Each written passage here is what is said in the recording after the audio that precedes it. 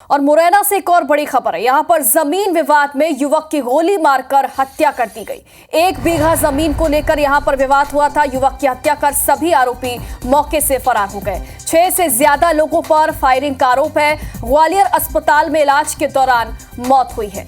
दोनों पक्षों के बीच 4 दिन पहले भी पंचायत हुई थी। नूराबाद थाना इलाके के धनेला गांव की ये पूरी घटना बताई जा रही है, जहां पर जमीन विवाद में युवक की गोली मारकर हत्या कर दी गई। सत्येंद्र हमारे साथ लगातार बने हुए हैं। सत्येंद्र, मुरैना से जिस तरीके की खबरें आ रही हैं, जमीन विवाद में गोलीबारी हो रही है, हत्या हो रही है, क्या हो रहा है यहाँ पर? क्यों एक्शन नहीं लिया जा रहा? बदमाश बेखौफ हो चले यहाँ पर?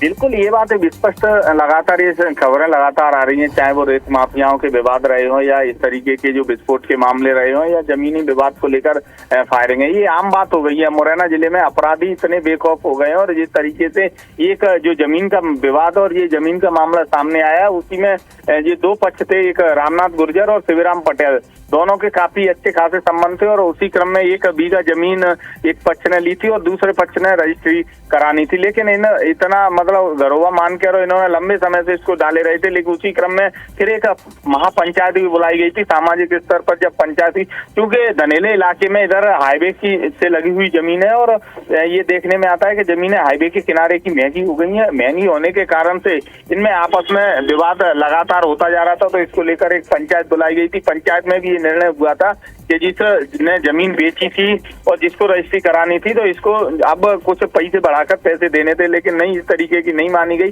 तो उसको लेकर जब ये ट्रैक्टर से जोतने के लिए गए हुए थे, तब वहां जो धाग लगाए बदमाश बैठे हुए थे, जो परिवार के जो लोग थे, उन्होंने ताबड़तोड़ गोलियां चलाई, जिसमें एक युवक को गोली लगी थी। उसको तत्काल घायल अवस्था में मुरैना अस्पताल लाया गया और वहां से गंभीर हालत में ग्वालियर रेफर किया गया। ग्वालियर में जाके डॉक्टरों ने उसे मृत घोषित कर दिया है। ग्वालियर में ही इसका पीएम कराया जा रहा है। जो आरोपी है वो घटना को अंजाम देकर मौके से तत्काल प्रभाव से फरार हो गए। अब पुलिस आरोपियों की तलाश में भी जुटी है और गांव पूरा देखा जाए तो छावनी में तब्दील हो गया। चारों तरफ पुलिस की फोर्स लगाया गया है। लेकिन जमीन के कई विवाद सामने आते हैं, सुलझाए भी जा सकते हैं, प्रशासनिक स्तर पर भी सुलझाए जा सकते हैं और वैसे भी।